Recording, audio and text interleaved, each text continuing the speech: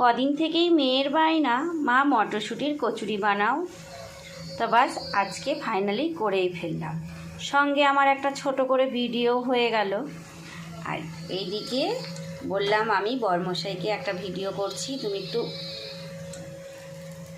করে দাও তো হেল্প। বাস একদম রেডি গরম গরম কড়াইশুঁটির পুরি।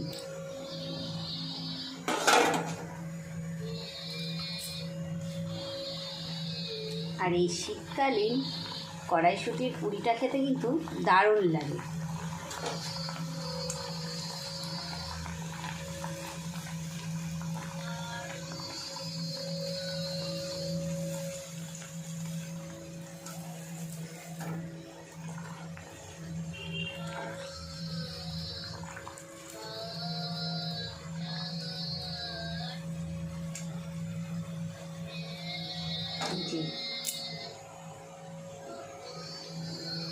বরমশাই সাহায্য করে দিচ্ছে আমাকে।